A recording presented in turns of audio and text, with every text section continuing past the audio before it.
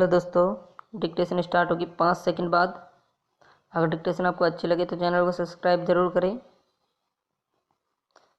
Start.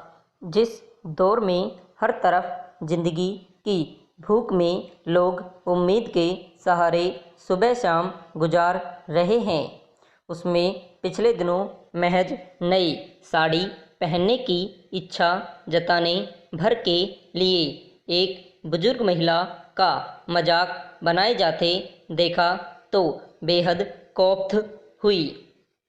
गुस्सा इसलिए भी आया कि ठीक उसी वक्त माँ की याद आ गई। मेरी माँ को सिनेमा देखने का बहुत शौक़ था। अमूमन हर नई फिल्म हम साथ देखने जाते सिनेमा हॉल में। मुझे याद है एक बार हम ये जवानी है दीवानी देखने गए थे। फिल्म ख़त्म होने के बाद हॉल की सीढ़ियों पर मैं उन्हें हाथ पकड़कर सावधानी से नीचे उतार रही थी। पीछे कुछ लड़कों को शायद हमारी धीमी गति की वजह परेशानी हुई थी। यहाँ तक ठीक था, लेकिन उन्होंने खींचकर कहा, बुढ़िया चल फिर नहीं सकती, लेकिन सिनेमा का इतना शौक़ है। मैं अगर माँ का हाथ न पकड़े होती तो शायद पलटकर उन्हें खरी खोटी सुनाती। किसी बुजुर्ग महिला को इस तरह बोलना संवेदनहीनता की पराकाष्ठा थी। मैं तब काफ़ी देर तक असहज रही थी। हम बुजुर्गों की अपेक्षा के दंश से भरी जिंदगी के बारे में तो अक्सर बोलते रहते हैं, लेकिन उनकी खुशियों को लेकर शायद सोचना ज़रूरी नहीं समझते। कुछ अजीब धारणाएं हैं। मसलन एक ख़ास उम्र के बाद बुजुर्गों को सजना संवरना नहीं चाहिए।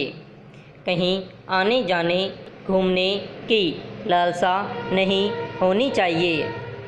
ज़्यादा से ज़्यादा किसी तीर्थ स्थान तक हो आना चाहिए। बुजुर्गों को मनोरंजन के लिए सिनेमा देखने की तो कोई तुक ही नहीं है। उन्हें किसी बाबा के प्रवचन सुनने के लिए ही निकलना चाहिए। घर में भी टीवी पर वे या तो कोई घरेलू कहानी वाला धारावाहिक या कोई धार्मिक कार्यक्रम देखें। फिल्मी गाने सुनने का या फिल्में देखना अजीब माना जाएगा।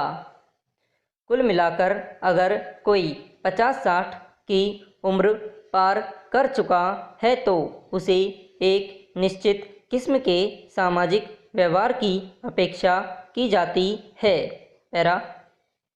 फ्रांस में रहने वाली मेरी एक दोस्त ने बताया था कि उसकी 70 साल की मकान मालकिन रोज़ सुबह स्पोर्ट्स वाले जूते पहनकर टहलने जाती है और शाम को नृत्य की कक्षा या अक्सर पार्टियों में जाती है। हमारे देश में 70 साल की महिला अगर नृत्य सीखने जाए तो उसका मजाक उड़ाया जाएगा। भारत में पली बड़ी वह दोस्त अपनी मकान मालकिन की दिनचर्या से काफ़ी हैरान मगर खुश होती है। लेकिन हमारे यहाँ बुजुर्गों के लिए समाज इतना संवेदनशील नहीं है। अव्वल तो कोई बुजुर्ग खुद ही उमंग भरा जीवन चाहने के बावजूद हिम्मत नहीं कर पाते। अगर कोई ऐसा कुछ करे भी तो लोग उन्हें बूढ़ी घोड़ी लाल लगाम जैसी उपाधि से नवाज दे सकते हैं। वृद्ध लोगों के साथ सामाजिक व्यवहार से इतर भी कुछ अन्य पहलू इस बीच सामने आए हैं।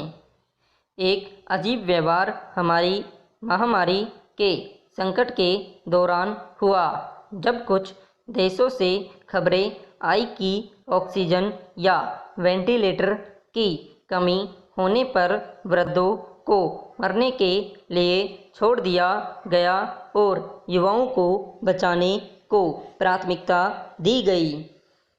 भारत में भी एक अदालत की ओर से इसी आशय के बयान में कहा गया कि बुजुर्ग अपना जीवन जी चुके। युवा देश का भविष्य है, पहले उन्हें बचाने की ज़रूरत है। हो सकता है कि ऐसा बोलने वाले न्यायाधीश की मंशा बुजुर्गों के प्रति इतना कठोर न हो, लेकिन सामान्य तौर पर लोग यही आशय लगा सकते हैं। ऐसी बातें सुनने वाले बीमार बुजुर्ग लोगों पर क्या बीतती होगी, इसका सिर्फ अंदाज़ा ही लगाया जा सकता है।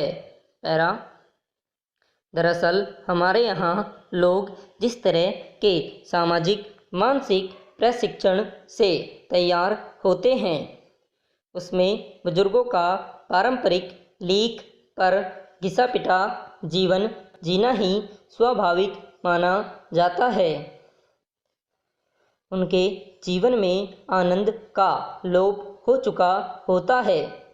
बूढ़े लोग भी मान लेते हैं कि एक उम्र के बाद उन्हें माला जपना चाहिए। फिल्मी के बजाय भक्ति संगीत सुनना चाहिए। ऐसे में अगर कोई मेरी माँ जैसी स्त्री हो जिसे नई फिल्में देखना पसंद हो, तो उसे ताने सुनने पड़ते हैं। समाज अपने ही आप ही मान लेता है कि बुजुर्गों में कोई अच्छा शेष नहीं बची होगी। उन लोगों ने अपना जीवन जी लिया है। खास तौर पर बुजुर्ग महिलाओं के लिए हालात और भी मुश्किल हैं। उन्हें अपनी संजीदा छवि के लिए सचेत रहना पड़ता है, क्योंकि अपनी उम्र और शौक को लेकर बहुत बातें सुननी पड़ सकती हैं। अगर सादगी भरे कपड़ों के बजाय थोड़े आम चलन वाले कपड़े पहन ले तो सींग कटाकर बछड़ों में शामिल हो गए जैसे कुंठित टिप्पणियां सुननी पड़ती है। यह सब हमारे उस समाज में होता है जहां माना जाता है कि बुजुर्गों का बहुत सम्मान है। दरअसल उन्हें इस अति सम्मान के बोझ तले दबाकर सामान्य और वांछित जीवन जीने से महरूम किया जाता है। एक बार सारी सांस्कृतिक कंडीशनिंग हटाकर बुजुर्गों को अपनी मर्जी का जीवन जीने को कहा जाए तो शायद वे उल्लास के साथ अपनी तरह से जीवन जीना पसंद करेंगे, न कि वह जो उन पर थोपा गया हो।